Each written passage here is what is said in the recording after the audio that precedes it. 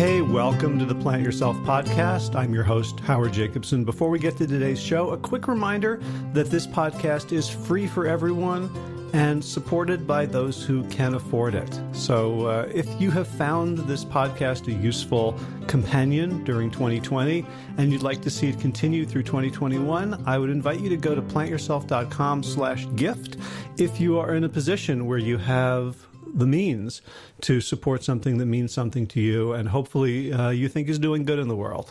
You can use PayPal or Patreon. You can make a one-time contribution or become an ongoing, sustaining patron of the show. And if funds are too tight for you to show your appreciation in a monetary sense, you can still leave a review of the Plant Yourself podcast on whatever platform you listen to podcasts. That also helps us a great deal. All right, on to today's episode. This is the Plant Yourself podcast. I'm Howard Jacobson of plantyourself.com and wellstarthealth.com. This podcast is part of my mission to help you live a life of service and surrender to the truth.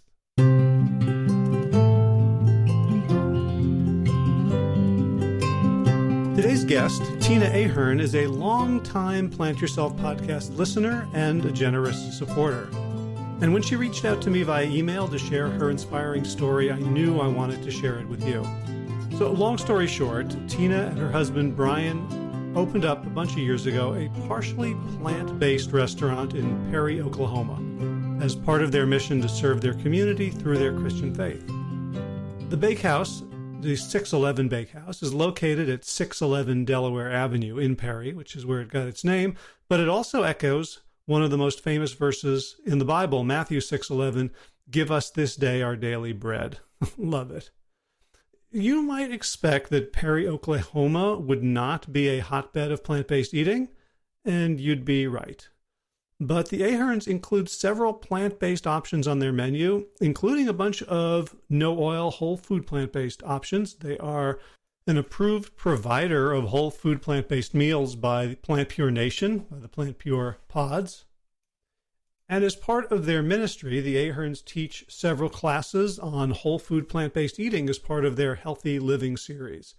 And slowly, they're changing the way their neighbors think about food and about health. So if you're in the neighborhood in Perry, Oklahoma, stop by for a bowl of soup and a sandwich. You can look them up at 611bakehouse.com.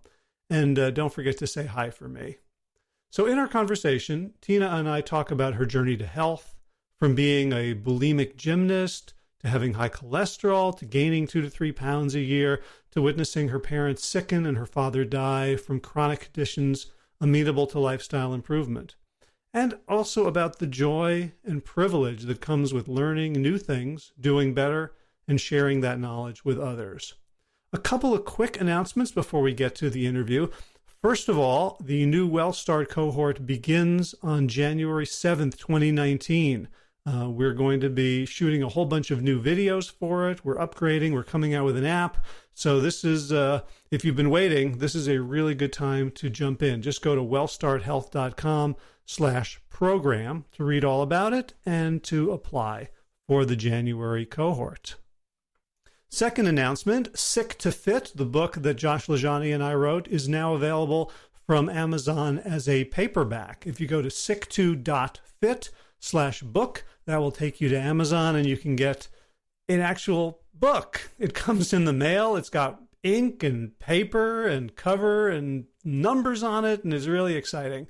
And $3.02 of that purchase will come to me and Josh. So if you've been reading the free Kindle version, which we put out there so that everyone in the world, regardless of finances, would be able to get this message, and you'd like your own little piece of Josh and Howard real estate in your home, and you can get the paperback, then that helps subsidize our efforts to spread this far and wide. And of course, we would love for you to, buy a dozen and give them to everyone you know. And if we ever run into each other, I would be happy to sign it for you and make a smiley face. Third announcement, Josh came up here last week and we spent 3 days recording the audiobook, so I hope that should be out within a month. It takes a really long time to edit everything, but you're listening to me from the new microphone that I bought for that. So if you have an opinion about whether this sounds better, you can listen to me in just a few seconds in the conversation with Tina on the old microphone. I'd love to hear your thoughts. Is this a keeper? Do I just pull it out for audiobook recording, or does this become my new podcast mic? All right, so that's that. And without further ado, Tina Ahern, welcome to the Plant Yourself podcast. Thank you for having me. It's a pleasure. So we're on the phone because you've been a long-time listener, and I guess you sent me an email a while back sharing your story that I thought was just so cool and interesting. I wanted to give you a chance to tell it to, if not the world, at least the people who listen to this podcast. So how would you begin your story? Oh, gosh. Well, the part of the story I told you is kind of closer to the end of the story because our little cafe that my husband and I started in 2010 was actually one of the first restaurants in Oklahoma to offer to be certified with Plant Pure Communities on their restaurant campaign, meaning that we have whole food, plant-based, no oil options on our menu, which for where we're located in Perry, Oklahoma, is kind of interesting because it's, veganism or plant-based is not something that's well known when you're in the middle of wheat country and beef country. Right. Okay. So that's where we'll pick up. That's our foreshadowing, okay. And it's called 611 Bakehouse or 611. How do you say it? We say 611 Bakehouse. Our address is 611 Delaware Street, and we also planted our cafe was actually as a ministry, and so 611 also is in the Gospel of Matthew. Chapter 6, verse 11 is "Give us this day our daily bread," which we had no idea it corresponded with our address, our street address, and so we had named it because of our location, 611. Gotcha. And it just was a happy coincidence, or we always think that it was meant to be before we knew it was meant to be. Right. Sounds great. Well, it's better than like 666 Delaware Avenue, right? Exactly right. Cool. So you said in 2010, right? Yeah. Yeah, at that point, were you guys plant-based or interested in that or knowledgeable about that? Or did that come later? Well, in 2008, my husband read, he checked out a book, Farm Sanctuary by Gene Bauer from the library. And he read it, and we had been vegetarians since we dated since high school. We were both gymnasts in high school. And when we were dating, we didn't date until he was already in college. I was still a junior in high school. But as we had dated for 3 years and started experimenting with vegetarian cooking, and he pretty much ate whatever I made with no complaining. Uh-huh. And so we'd been vegetarian off and on for most of our dating years, and by the time in 2008, we'd been married in 1982, so we'd already been married for quite some time. So he was used to different kind of food things that we were doing. He's like, now, don't read this book unless you want to really change how we're eating, which is just like a temptation. You can't tell somebody don't read a book because then, of course, I'll read it. So I read it, and then we changed that year. We became vegan, and it was easier then just because our kids were getting older, and they were pretty much used to me cooking strange things or different things. And so eating that way was not a huge leap because we had been vegetarian for quite some time. I had basically used Laurel's Kitchen cookbook and another Whole Foods cookbook and vegetarianism from around the world, things like that. But it was heavy on the dairy and eggs and stuff. So that was pretty much the only transition we had to make. And then when we started to plant this ministry, we had to renovate a building. The building that we're in is a 1936 hotel, is what it was originally. And so it had to have a lot of things done. It took us almost a year to get things ready to open the shop. And so during that time, my husband was commuting back and forth. We lived in Stillwater, Oklahoma, which is where we went to high school and college. Oklahoma State University is there, home of the Cowboys. And so he was commuting back and forth. And at that time, we just kind of slid back to our regular habits just because he was having to take his lunch with him. So then it became turkey sandwiches. And, if you don't plan ahead, then it's easy to slide back into regular habits. So we went back to our pretty much semi-vegetarian way of eating until my dad became much more ill towards 2010. And he'd had heart issues and passed away in 2011 due to pancreatitis, but it also was associated with his heart. And so seeing him getting ill and his life just kind of becoming smaller because of all the medication he had to take for his heart, and he and my mom had gotten transverse myelitis in 1996.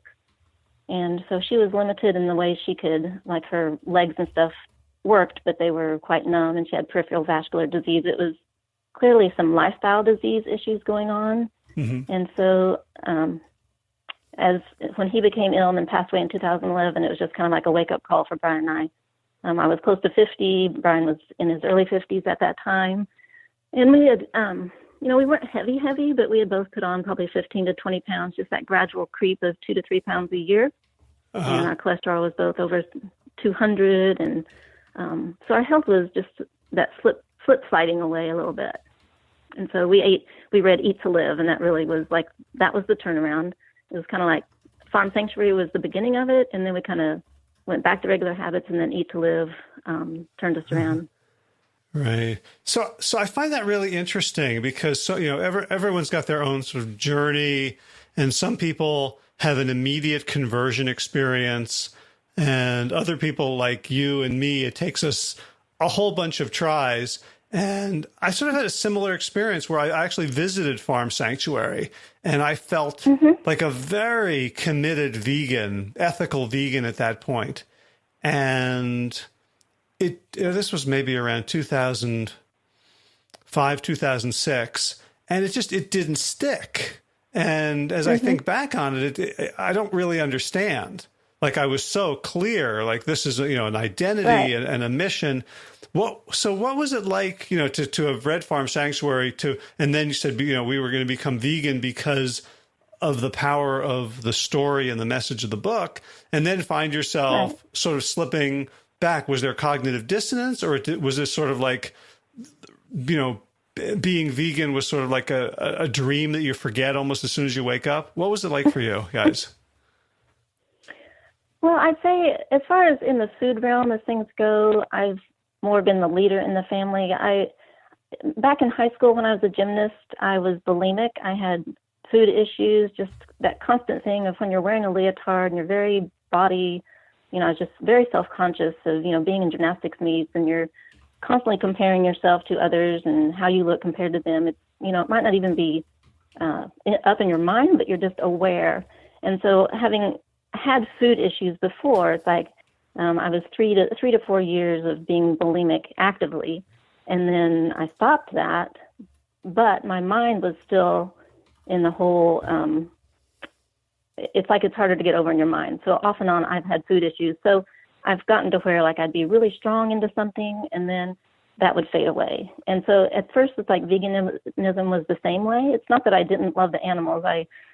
My grandparents had a farm, and this is like when I teach my class, this is part of what I tell is like, I was raised, my grandpa he was like a gentleman farmer. He was a pharmacist and a part-time pastor, and on the weekends he farmed, but he had a small herd of cattle, and, I would be in the fields and, through the fence, scratching a young calf's head with a stick and, feeding them grass and stuff. And then you'd notice one Sunday, like the mom and the baby cow are missing. And I'm like, okay, it didn't connect to me that like that next Sunday we had a lot of roast, my grandma could roast. It wasn't really in my mind of what was happening, like on the farm life. I knew he grew vegetables. He had a big, huge vegetable garden, but I didn't connect with that. Those cows are our food until much later. Like the Farm Sanctuary was what awakened that. It's like, oh yeah, that's what was going on. Although, the cattle weren't mistreated. They roamed freely. They weren't, like what you see now in the stockyards and stuff like that. But, I think what happens is I would go so strongly in one direction towards one thing, then I would, backslide and just go back into my habits of different ways of eating.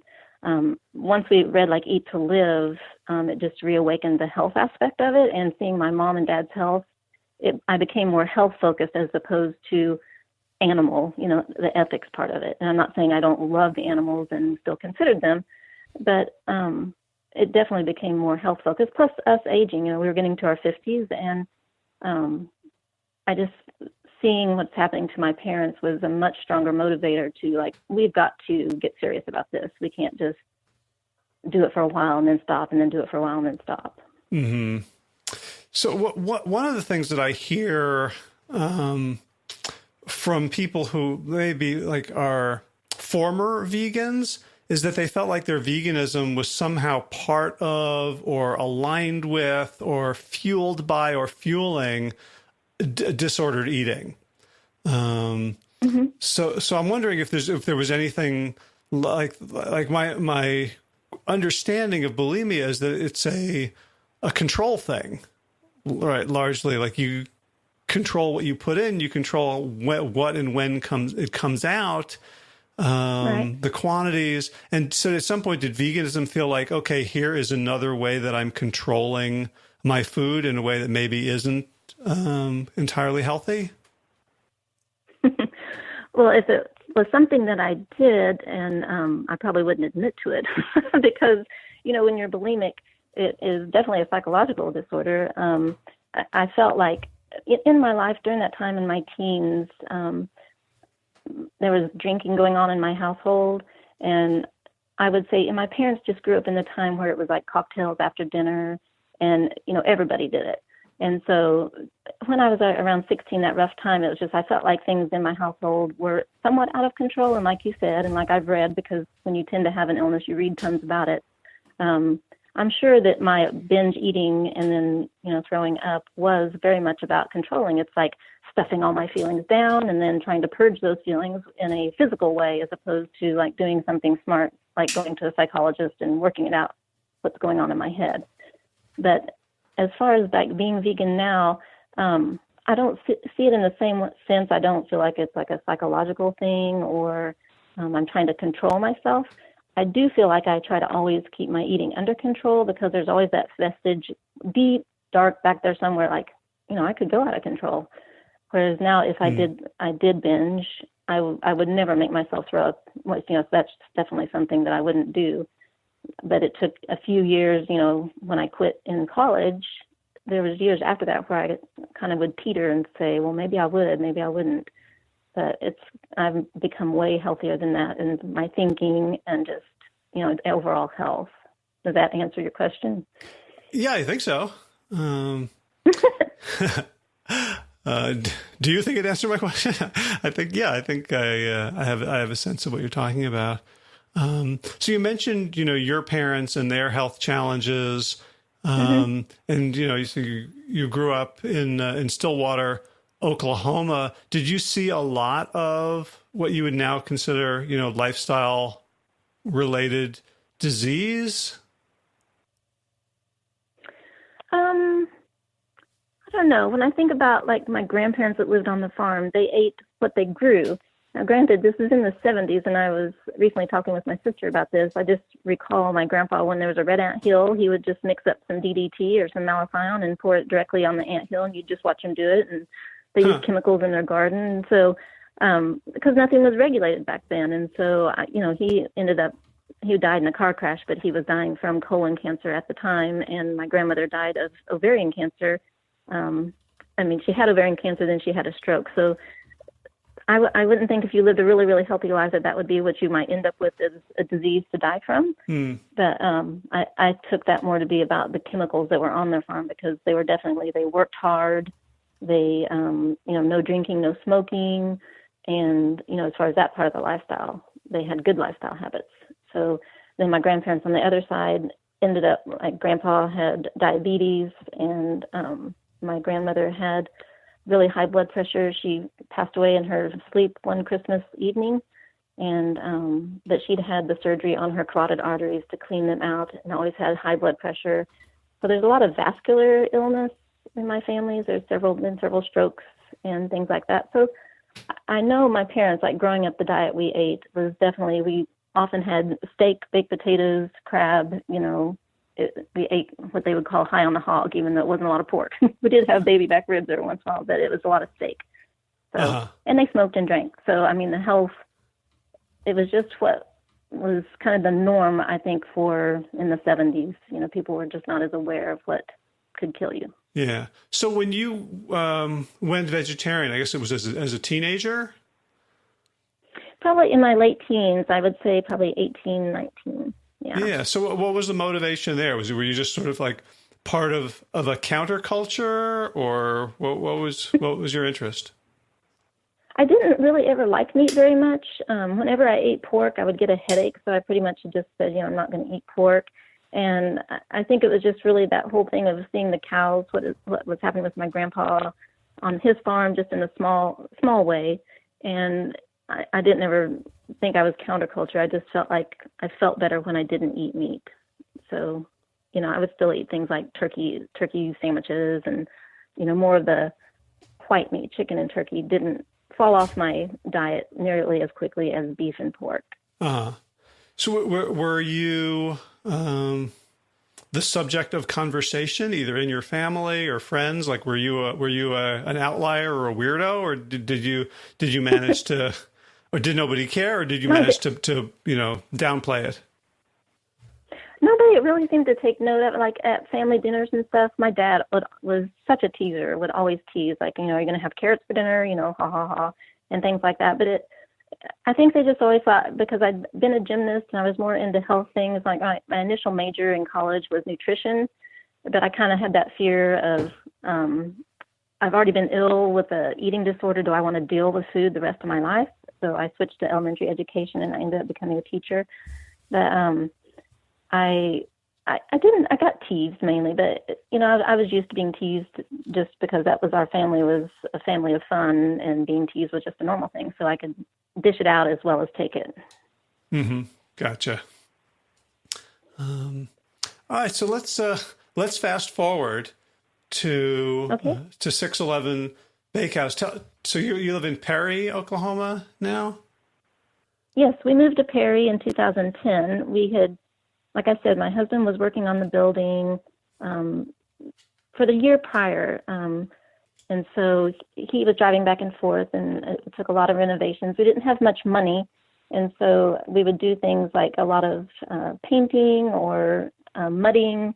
I painted the floor, things that we could do that didn't require much money until we had more donations, because we planted as a ministry. And so we actually started meeting as a church in the area that was going to be the seating area of the cafe in June of 2009. And it was like very rustic. The floors weren't done. We didn't have heating and air. We had this gigantic fan that would blow just to cool us off, because summers in Oklahoma are quite hot. And gradually, as we would build up some money, then we would do more renovations. So that's pretty much why it took so long to get started. So when we started just in 2010, we opened just doing coffee drinks and breakfast, and we had very limited hours. And then that summer, after we finally got some heating and air in, because we weren't going to like do tons of ovens and hot stuff while we didn't have any of that, it was like June, we expanded our menu to lunch. And we had always offered a vegetarian sandwich called an Elite Veggie, because the cafe here prior, when it was associated with a hotel, was called the Elite Hotel. And so we named the sandwich after the hotel. So we always had one vegetarian option. We didn't do salads at the time or soup. We were just very limited in, you know, baked goods and sandwiches. And I, at that point, was still not really doing any vegan baking at all. I was baking mainly from scratch, but still using butter, eggs, you know, half and half and things like that. Mm-hmm. And were there takers of the Elite sandwich? Oh yeah, they were. They really liked the cilantro hummus. That's the spread that goes on it, and that was just homemade, and of course made with olive oil. I still did it with oil back then, and we still have people that's their favorite sandwich. Now, some people will add turkey or chicken to it, and we say, you're sabotaging the veggie. You know, how can you do that? Mm-hmm. But yes, there's still people that like it. We've added more, since we've added more vegetarian and vegan options, it's dropped down in its popularity because there's others that people like more than that. So, but it's still, I don't think it will ever go off the menu because it was like the original veggie sandwich that we offered. Gotcha. So you said this was part initially of a ministry. Did you at the beginning, and do you now see, a connection between the goals of the mission of the ministry and the plant-based or vegan or health aspects of the food? Well, it's definitely morphed over the years. When we planted, the vision we had was four things. It was to build relationships, change lives, unite churches, and transform the community. Now, we knew what build relationships look like, because when you have customers that come in over time, it's apparent really that everybody, not just people in Perry, but everybody wants to be known and needed. And so knowing people and knowing their names and eventually knowing their drinks, which we laugh sometimes because we'll see people and know them more by what they eat and what they drink than sometimes their name. You know, my husband and I are always back and forth. We'll kind of look at each other and we help each other out with names. But even when we were teachers, I learned as a second grade teacher, if you learn your student's name on that very first day, when you go out to recess and you have some rascal doing something naughty and you can call him out by name, it's like, oh, she knows my name. And so learning from way back then when I taught in the late 80s, early 90s, knowing the children's names was very important. So, and my husband was a special ed teacher also. So both of us come from a background of education. And so knowing our customers' names has always been very important. And by doing that, that was the first part, building relationships. That was our key, was because Perry, people always told us when we were here, transforming the building, that Perry was like a town that was hard to get into, and that, you'd have a hard time getting in. There's a really old restaurant here, and actually they have an article in the Stillwater newspaper that when we were out walking today, a friend of ours was delivering the newspapers in those little, where you buy them out of the machine, and he yelled across the street, "Hey, Brian!" And my husband was like, "What?" And Vernon said, "Did you see the Comeback, which is the name of this other cafe? They got an article in the paper. You need to get caught up and get your cafe in there." And it was just teasing us because this cafe's been in town since the late 20s. So it's, been going strong for a long time. And so some people were saying when we moved in, it's like, "Oh, you're competing with a long time. It's going to be hard to make it. You won't last." And we just, because we weren't doing it because we wanted to do it, my husband and I became Christian late in life. And I tell people that, Jesus probably got bloody knuckles knocking on the door of my heart because I was stubborn and I didn't listen for a long time. So we were in our 40s and we just got down and said a prayer and said, we've waited so long to become Christians. Whatever you want us to do, we will do. Well, that's easier said than done, because at the time my husband was driving back and forth. We both worked for Life Church. I worked in Stillwater and he worked in Edmond, which is really close to Oklahoma City. So he had like a 45-minute commute every morning. And during that time in his commute, God was telling them that he was going to plant a church. Well, here's my husband. He's a special ed background and got his master's in clinical psychology and, had been Christian maybe 1 to 2 years by the time he has this job, which, the story of that was just kind of landed in his lap. There's nothing he applied for. I didn't apply for my job. It landed in my lap also. So he kind of argues back and forth, which, is not wise, especially after you said, "We'll do anything you want." And you're arguing, "I don't know what I'm doing. I'm not cut out for this." So coming to Perry was not anything like that we wanted to do. It's what God called us to. And so we had no training in coffee shops. We had never done anything in the business realm. We had worked as teachers. We both worked in the career services office at Oklahoma State University in different realms. I was a job poster. He worked with students as a career counselor. And then we both had worked for Life Church in separate kind of jobs there. But God was like that whole time training us to work together, to be side by side, 24 hours a day, basically. And so just the whole idea of us coming here and to do something we'd never done before was really out of our realm. So the building relationships part, we knew how to do. So we had to kind of base everything we did off of what we knew and learn as we go. And so that's like the first part of it. Then the changing lives. We don't change lives. We know that the power of the Holy Spirit and God changes lives. So us being us and loving our neighbors as we love ourselves is the power that changes lives. So at some point, you're having an effect on people when it's kind of like that relationship you have with your barber or your hairdresser. If you're a woman, when you get in the chair, you can talk and talk and talk, and they can actually do some of the jobs sometimes you think a psychologist might do, just because people tend to tell a lot to the people they trust. Mm-hmm. And so we'd have people that were going through divorces we didn't even know and were having a hard time, and they would come back later and tell us, when I came in and I didn't even have to say what my order was for my drink, and you just made it for me and, said, had a good day. He said, that meant a whole lot.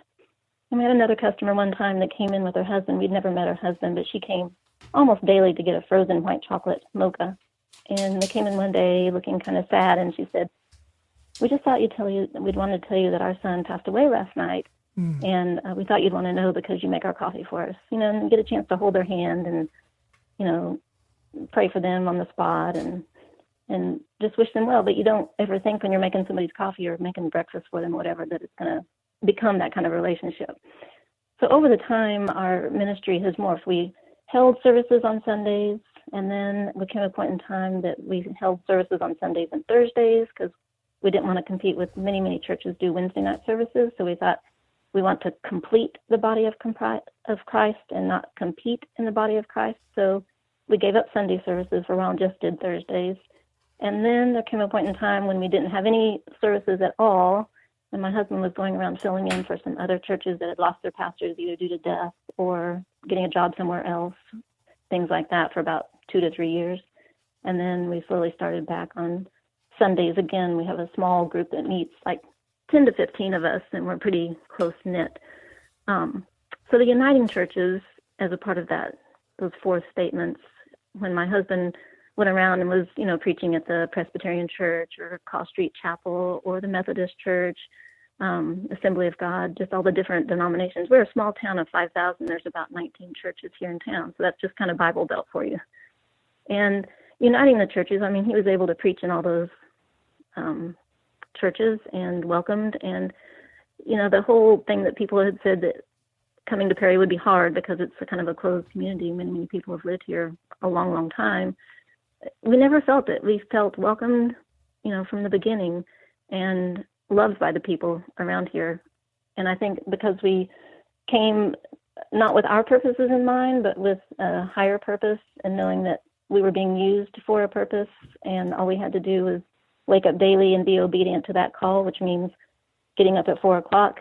We both have our own little routines in the morning, and getting downstairs by 5. That's our whole podcast listening time. I listen to my Bible on my YouVersion app. I listen to that while I'm down there, but I listen to your podcast and lots of others. Have our quiet time before we open at 7. Mm-hmm. And then we're open from 7 till 2, and then clean up and get back around 3:30. And I have now become a daily napper, which I never in my life liked naps, that we nap every day just so that we don't fall asleep at 7:30. Yeah. So, but, one thing I'm hearing is it seems like the idea of surrendering to something greater than yourself, whether it's to, your understanding of what God or the Holy Spirit wants of you, or a lot of my friends who aren't necessarily religious in a traditional sense, like just sort of surrendering to the flow of life, to it removes a lot of stress. Even as things can be stressful, there's a certain I find myself constantly self-doubting and second-guessing and having to go back to fundamental works of spiritual or life wisdom that I get away from. And is this the job I should have? Is this the fact that it's not doing well right now? What does that mean? Does that mean there's a constant gymnastics meet going on in my brain. And right. I'm wondering, for myself about what surrender feels like. Even because once you surrender, none of your problems go away and none of the difficulties get solved. But in another way, they stop being problems and become something else. Do you know what I'm trying to get at? I do, because I always tell when people ask, you came over here, it's always been your dream to have a coffee shop. It's well, no, it's nothing that we ever thought we would do. And when Brian's an ISTJ, if you're familiar with the Myers-Briggs personality types, and I'm an INFP. So he's definitely a thinker. When we worked for Life Church, they did a lot of personality testing, and when he came out with his test scores, he's like the highest thinker there can be, and I'm the highest feeler there can be. And they say opposites attract, and we're coming on 36 years of marriage, so I guess it's worked for us. But he would, like, when God was telling him all this stuff that he was going to do, he was keeping it all in because combined thinker with introvert, and it's a conversation going on in his head. And so when he finally told me, this is what's going on and this is what we're going to do, according to what God is saying, I was like, I flipped out pretty much and had a crying jag for like a week. And I characterized myself as the ball and chain because we were living on the farm with my mom and dad, not with them, but it was 26 acres. We had a mobile home down in the woods that we had taken down there on the land when our kids were little because we wanted them to live in the country. We'd ended up homeschooling them, which that was far more radical for me coming from a family of educators than actually being a vegetarian or a vegan because my grandparents both had worked at Oklahoma State University in the College of Education. My mom retired as an educator, have so many aunts and uncles that were teachers. It was just like naturally, like I didn't really want to be an elementary teacher, and that's what I became.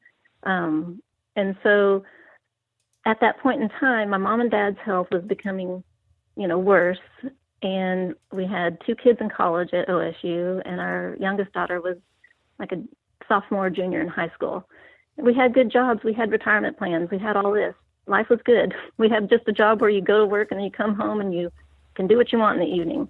And so I was ball and chain and didn't want to come along and do this thing. And so I went on a 3-day fast, a liquid fast. And on the last day, I remember exactly where I was driving home, and I was really, really hungry. Coming from a former bulimic, I was really, really hungry. And I just remember sitting at the stoplight, and I just got this SOS, which, that's like a cry for help. But this SOS was not what you might think. It was like surrender, obey, submit. And then came another SOS. It's like serve others sacrificially. And it's like, whoa. And I went home and I just started journaling and just like praying, like, what does this mean? It's like, I don't get to be selfish. I've always characterized myself as like, I'm selfish and I'm stubborn, and, to serve others sacrificially or surrender, obey, submit it's the antithesis of what we as humans want. And so I won't say that I instantly got over it because there was many other crying things that I had to learn to surrender, and that each day for us was like Groundhog Day. You get up, you feel like you do the exact same things. I'm baking, we're cleaning, we're doing that. But the only thing that makes it not Groundhog Day is that the interaction with the customers. And what has happened over time is we decided, Sundays are our church thing. And after I became vegan, like really, really much more strongly, like 2015, I don't know what marked it, but I signed on for the meals, like with Happy Herbivore, where she does a meal planner. I did that for a year. We went to a conference in Atlanta that was Food is Medicine. And that was really got us really fired up. And then I took in the summer of 2016, I did the plant-based nutrition course with Dr. T. Colin Campbell, because I felt like I'd studied nutrition. I have a list here of all the books I've read and documentaries we've watched, and it was just been like my obsession on the side, just to become way as knowledgeable as I can, listen to the podcast, read these books, all this. But I felt like I had no letters behind my name that says I can talk to people about this. It just naturally comes out because I'm enthusiastic. But taking that course just gave me a little bit more like, okay, I can at least say I've taken this. I haven't gotten my full degree or things like that. And so that's when we decided that I would start teaching classes, because a lot of people that come to the counter, the people have weight issues and health issues these days, and they would notice that Brian and I are still, our high school weights. We're at a healthy weight. We look healthy. We're vibrant. There's some person who says, you guys are the same every day. You're always happy. You're always glowing. And, how do you do it? A lot of people would say, how do you do it? And it's like, I felt like I needed to have an outlet to spread that message. And so we just call them the 611 classes. And I teach, cooking demos, and we get to eat the food. And I also have a healthy food for an abundant life class that I interweave in there. That we'll do a potluck, but we won't necessarily cook on that day. But that's just another it's another facet of our ministry because we don't charge people to come. They can give a donation if they want. And, and Brian does mostly the ministry side of it, and he doesn't actually preach. We do all video based, so we access other people because he didn't really have time to sit down and write a sermon. So we just access other great teachers, and we do video worship, just access from other great worship bands. We don't have our own band. I don't know. That's kind of what it's come to as far as us grabbing onto the lifestyle of being whole food, plant-based, and sharing it with others. And we have one lady that she and I have been kind of food accountability partners, and she's lost 130 pounds. And since, she had an issue maybe since 2013, she gained like 30 of them back, and she came to me. She's like, what can we do? And so we, we're really accountable, and she would not eat enough calories. I'm like, you need to have some more beans. You need to add some more, actually calories. She was not eating enough. But she's stayed on it, and she's maintained that weight loss, which is like, what is it? The 2% of people that lose that much weight and keep it off. Wow. For many years. And then so another lady since January. I'm just curious about, so you're in, as you wrote to me, smack dab in the middle of beef country. And now, people are coming to you because you have this, a cafe or a restaurant where people can get all sorts of food. Mm-hmm. You have this ministry. But at the same time, they come in and you're preaching or teaching a very subversive message. Is there pushback, or are people, like in North Carolina, the Plant Pure story, North Carolina, like the pushback from people who make their living or whose families made their living from animal agriculture. Like, is it all, ponies and rainbows here, or do you, upset people as well? It's very funny. I mean, I think because we have good relationships with, our customers. The only time, this is funny because this is one of the books that you co-authored. It was Proteinaholic. We had, we've set out on the table and have books out there. And at this time I had Proteinaholic out there. And one of our good customers raises Longhorn beef. And I've actually bought beef from him and, given it to my sister who likes to, eat good homegrown, it's not like anything that comes from a factory farm. And when he saw that book on the coffee table, he kind of held up. He's like, what's this? And kind of winked and set the book down, and nothing else was said. And then the judge that's across the way in the courthouse, his offices are just a couple down from us. And his son now is a lawyer in there because he was elected judge, so he's not practicing law anymore. But we have a sandwich of the month and a salad of the month, and he'll always come in and say, is it beef on the sandwich this time in the month? And like if it's chicken or whatever on there, because I haven't really offered a vegan sandwich as a sandwich of the month because I think people would probably just go nuts. But he's always looking for the beef. Where's the beef? Or if it's a chicken sandwich, he's like, I'm not sure about chicken, So it's mainly teasing. But like in the green smoothie, we get green smoothies, and getting people to taste the green smoothie because they'll look at it and they'll say what they think it looks like, which is like something in a bad diaper or something like that. And but once they taste it, they're like, oh my gosh, it's not so bad. And we have them the policemen come in here and they sit and they have their coffee and stuff, and we have several of them, they'll drink a green smoothie. And so it's just, I think it's in the mood how you present things. Like, we're not dogmatic. We're not like having banners out that how poor your health choices are and you're going to die and all this. It's done with love and humor and, just being an example, like kind of model, like we're like this because this is what we do. And we'd love for you to be like this too. Come join us. It's like a come join us kind of thing. Not a like you're bad, what you're doing is killing yourself kind of thing. And you want people to have good habits. And I like some of the things we offer are not so healthy. Like we have really big cinnamon rolls and caramel pecan rolls on Friday that are not vegan. And, people buy those, and it's like you look at people and it's like, oh, I wish you'd make a better choice. It's nothing you ever say out loud, but in your heart, you just feel for them. And like you feel their pain when they're moving and it's hard to move. And yeah. So I've talked that to hurts, but I've talked to people who are in the food industry who've gone whole food, plant-based or vegan, and they have this moment where they don't know how they're going to make a living if they go totally vegan, but they feel really bad about about buying chicken and beef and cheese and dairy, about preparing it, about serving it to customers. And a lot of them get out of the business because they're like, well, I know I can't make a living as a vegan coffee shop, if I stop selling all the other stuff. And I'm curious about how you guys are navigating if it's an issue, or if you feel like, what, we're doing everything we can, and so it's not a big deal, or like, are there tensions and conflicts internally around, straddling?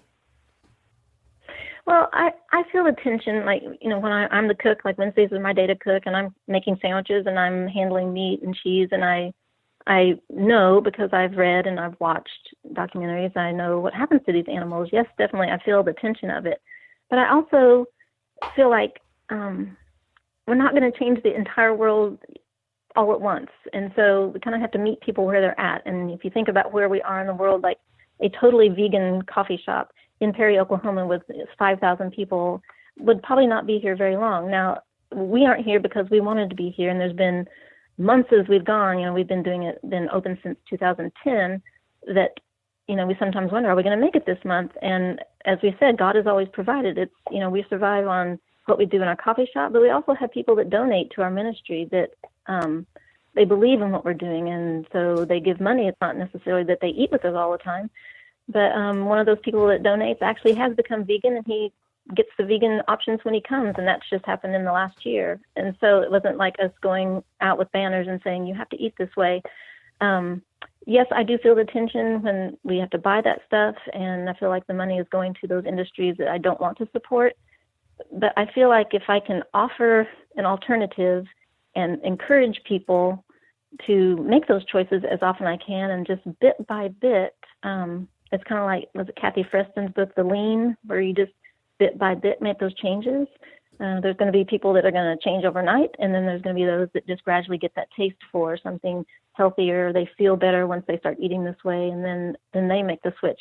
I feel like I'm there to offer it, like, here it is, I'm offering it, but I'm not the person, I'm non-confrontational for sure. My personality type, INFP, really high feeler. I'm not going to stuff something down somebody's throat as far as, you've got to try this, but I will very eagerly offer it to them. I do baked goods now that are vegan, and, I'll offer this. I say, try this muffin, this chocolate muffin, and, see what you think. And then they really, really like it. It actually tastes better than the ones I made traditionally. So if that makes sense, it's like I know that what we're doing when we buy things from those companies is contributing, but at the same time, I feel like by offering and being non-confrontational, it's a more peaceable way to get people to come over to the side.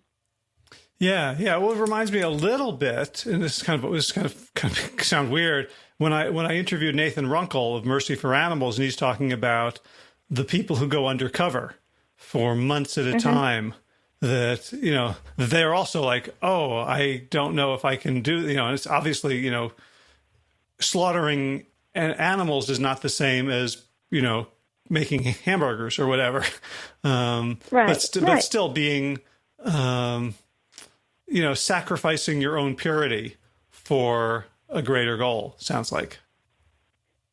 Yeah, because I care about the health of people. I do care about the animals. We lived in the country. We had our own chickens and had some rabbits for a little while until some wild dogs came and got rid of them for us. But, we ate our eggs from our chickens. Of course, we weren't vegan, for part of that time. We still lived there for a couple of years when we became vegan, but we ate their eggs. At one point, we had this rooster that had pecked our daughter Kylie really close to the eye, and we're like, okay, that's the end of him. And so our brother-in-law helped us. He grew up in Louisiana. He knew how to wring a chicken's neck and do all that stuff. And actually the kids were grossed out and they wouldn't eat any of the chicken. They're like, oh my God, that was our rooster, So that was like one escapade into actually killing our own food for our own animals for food, which was just one rooster.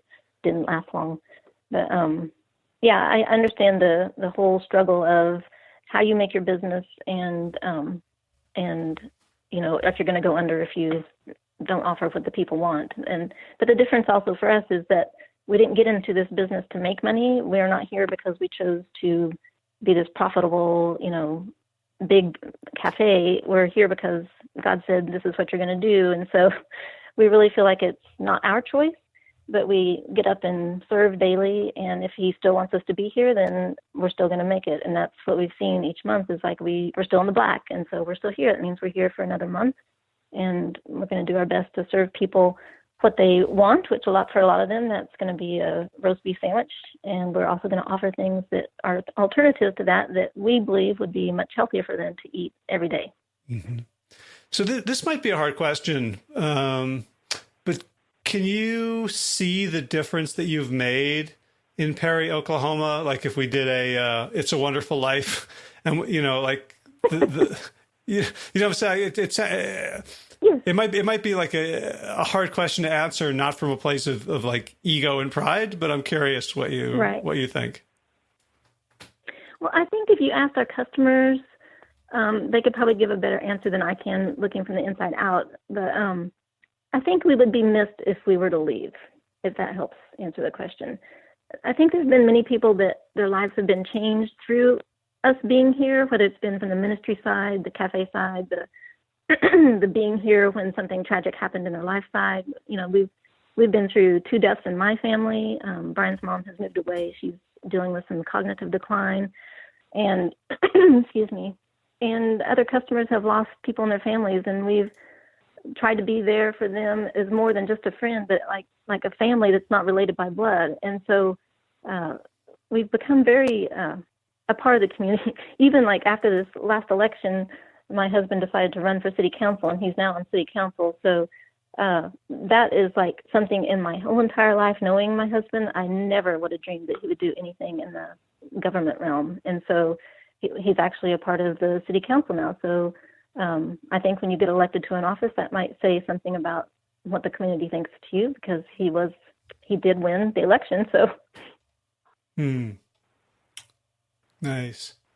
So I have one more question, and I'm just I'm asking it for myself because Okay.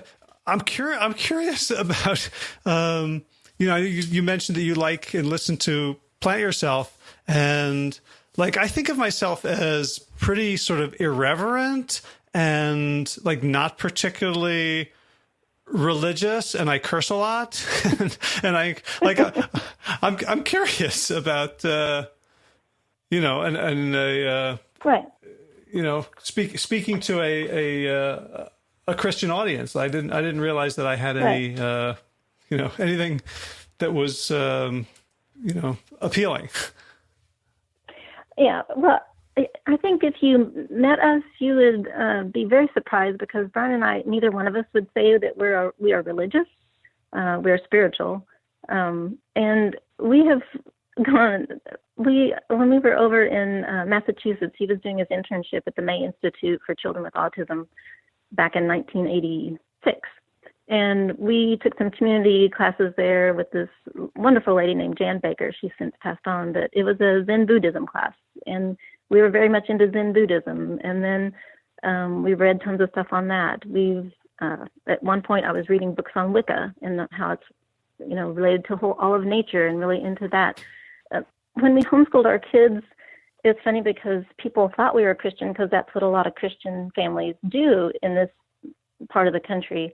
And we didn't homeschool for Christian reasons. We homeschooled for freedom of education for our kids. Brian and I had both been in the educational system, and we felt like with me being their teacher, quote their teacher, I was never their teacher, I was their facilitator of resources, that gave them freedom to, it was 1 to 3 as opposed to me being 1 teacher to 30. So they had a lot more individual attention. They lived in the country. They ran wild.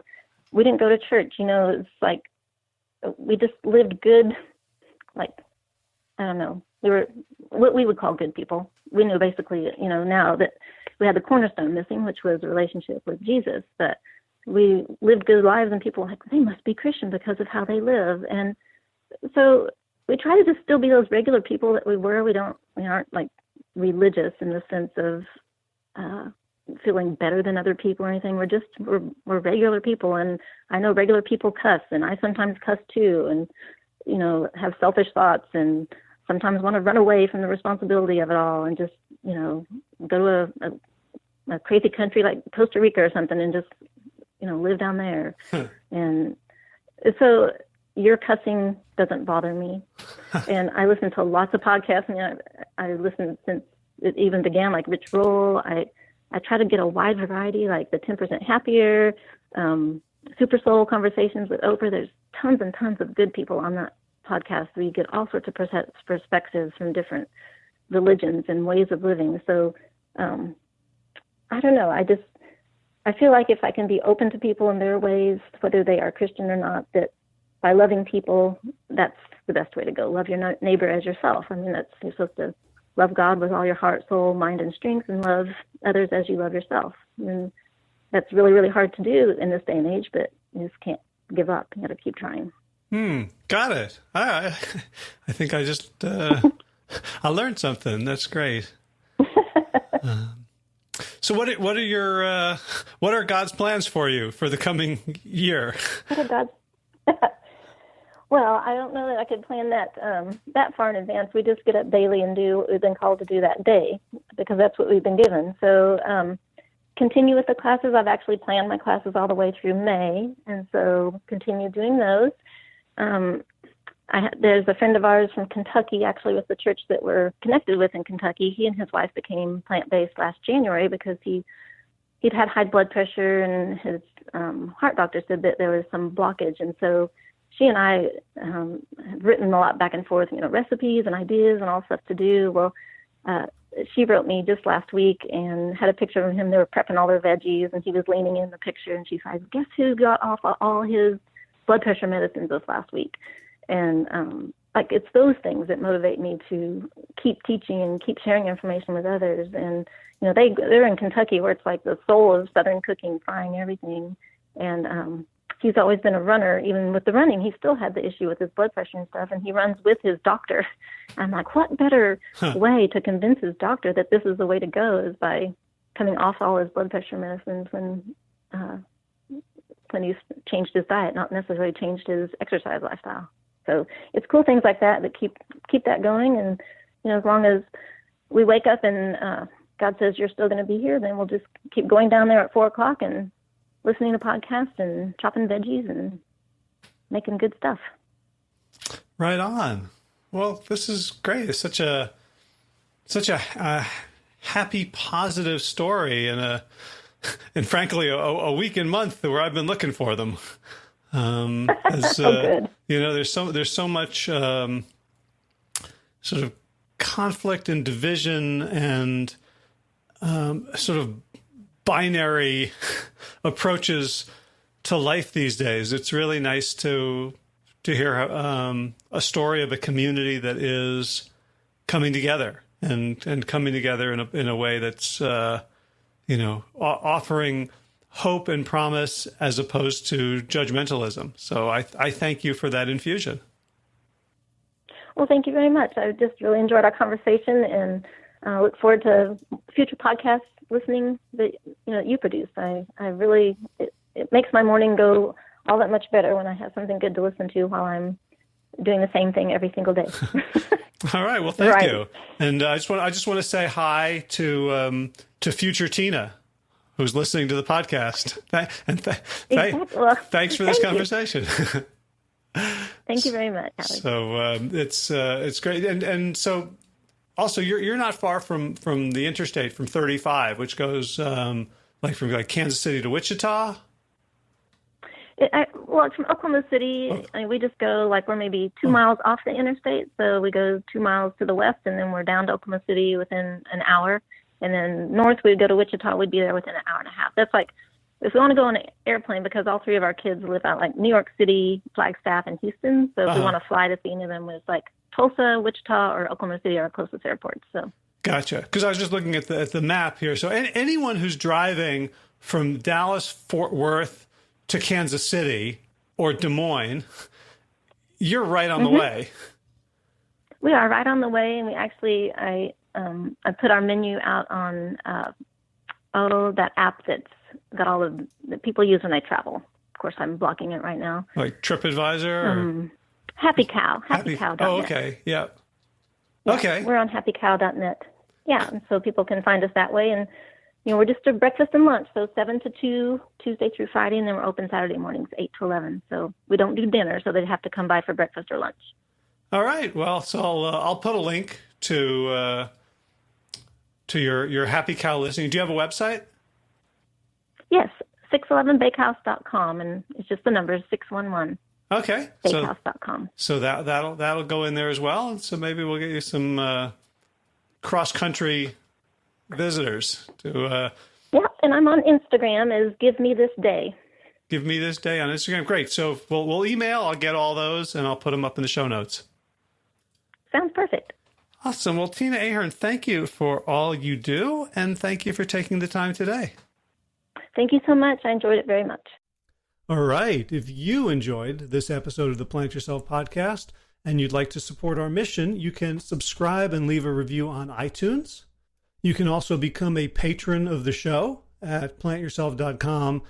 Click on the Patreon link on the right sidebar, or you can just go to patreon.com and search for Plant Yourself, and you can become an ongoing monthly subscriber, which helps so much. Of course, if you would like to get something for paying money, you can always buy a bunch of copies of Sick to Fit from Amazon. You can buy the paperback for $9.95, I think, and $3 of that comes to me and Josh.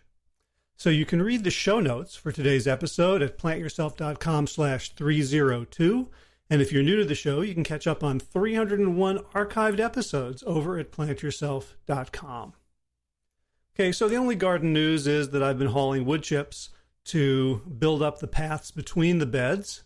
And in about 2 or 3 years, those wood chips will have decomposed into soil, at which point they will become the beds, and I will grab some more wood chips and continue the process. In running news, I ran a couple times with Josh last week while he was up here, and so his resting pace, his easy pace, is about an 8:20, 8:30 mile, and so that is not my easy pace. So I got some good, challenging, although short workouts, because we really were committed to spending dawn till dusk getting this audiobook ready. Today, it's a beautiful day. It's going to be in the 50s, clear day after Christmas, so I'm not expecting a lot of traffic.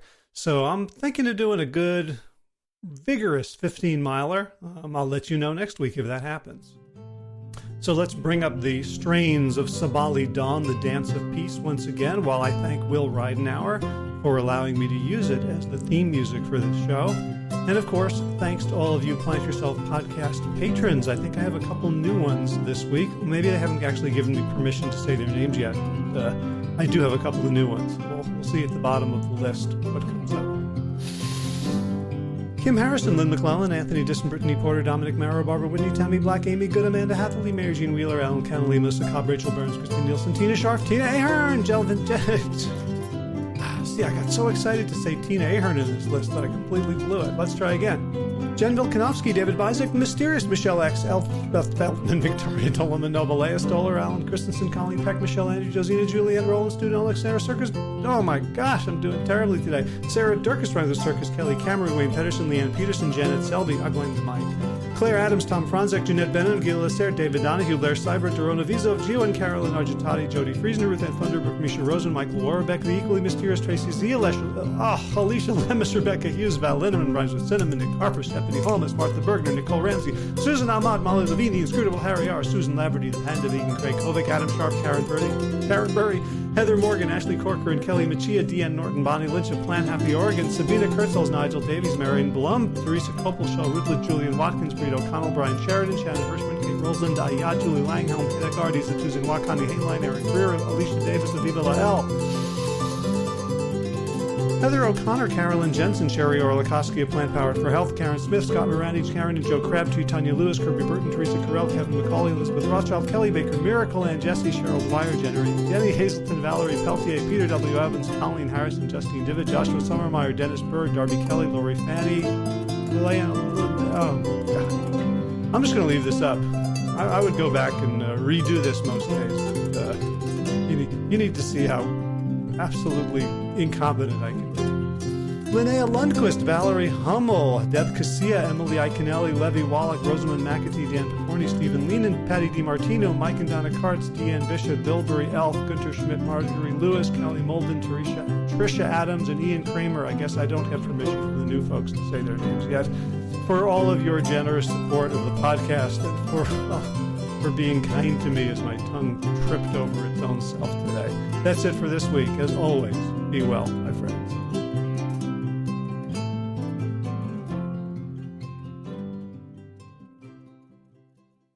All right, time for thanks. Thanks to Will Ridenauer for allowing me to use his beautiful song Sabali Dawn, The Dance of Peace. You can find more of Will's music at his website, willridenauer.com. And of course, thanks to all of you Plant Yourself podcast patrons. Kim Harrison, Lynn McClellan, Anthony Disson, Brittany Porter, Dominic Maurer, Barbara Whitney, Tammy Black, Amy Good, Amanda Hatherley, Mary Jane Wheeler, Ellen Kennelly, Mr. Cobb, Rachel Behrens, Christine Nielsen, Tina Sharp, Tina Ahern, Jennifer Volkanovsky, David Bizek, The Mysterious, Michelle X, Elspeth Feldman, Leah Stoller, Alan Christensen, Colleen Peck, Michelle Landry, Josina, Sarah Durkis, Rhymes with Circus, Kelly Cameron, Wayne Pedersen, Janet Selby. Hi, Janet. Claire Adams, Tom Franzak, Jeanette Benham, Gil Lacerte, David Donahue, Blair Cyber, Dorona Vizov, Gio and Carolyn Argentati, Jody Friesen, Ruth Ann Funderburg, Misha Rosen, Michael Warbeck, The Equally Mysterious, Tracy Z, Aviva Lael, Alicia Lemus, Rebecca Hughes, Val Linneman, Rhymes with Cinnamon, Nick Harper, Martha Bergner, Susan Ahmad, Nolly Levine, The Inscrutable Harry R., Susan Laverty, The Panda Vegan, Craig Kovic, Adam Sharp, Karen Burry, Heather Morgan, Kelly Machia, Deanne Norton, Bonnie Lynch at Plant Happy Oregon, Sabina Kurtzels, Nigel Davies, Marion Blum, Teresa Coble, Julian Watkins, Breed O'Connell, Shannon Hirschman, Linda Ayat, Holm Hedegaard, Izatu Zinwa, Connie Hainline, Aaron Greer, Alicia Davis, Heather O'Connor, Carolyn Jensen, Sherry Olakoski of Plant Powered for Health, Karen Smith, Scott Morani, Karen Jo Crabtree, Tanya Lewis, Kirby Burton, Teresa Carell, Kevin McCauley, Elizabeth Rothschild, Ann Jesse, Cheryl Dwyer, Jenny Hazelton, Valerie Peltier, Peter W. Evans, Colleen Harrison, Justin Divich, Joshua Summermeyer, Dennis Bird, Darby Kelly, Lori Fanny, Linnea Lundquist, Valerie Hummel, Emily Iconelli, Levy Wallach, Rosamund McAtee, Dan Picorni, Stephen Leenan, Patty DiMartino, Mike and Donna Kartz, Deanne Bishop, Bill Brielf, Gunter Schmidt, Marjorie Lewis, Kelly Molden, Trish Adams, Ian Kramer, Nancy Sheldon, Lindsay Bayshore, Gunmarie Hagen, Tracy Gullitz, Laura Heaton, Meg from Mama Says, Rochelle Kennedy, Diana Goldman, Stacey Stokes, Ben Savage, Michael Kay, Holly Butler, David Hughes, Connie Rogers, Claire England, Sally Robertson, Paran Ganshi, Amy Daly, Brian Tourville, Mark Jeffrey Johnson, Josie Dempsey, Karen Schmidt, Pamela Hayden, Emily Perryman, Olga Sidorowska, Allison Corbett, Richard Stone, Lauren Vaught of Edible Musings, Aaron Hasty, Sean Owens, Sagar Naik, Erica Piedra, Danielle Roberts, Michael Lushton, and Sarah Johnson for your generous support of the podcast. That's it for now. As always, be well, my friends.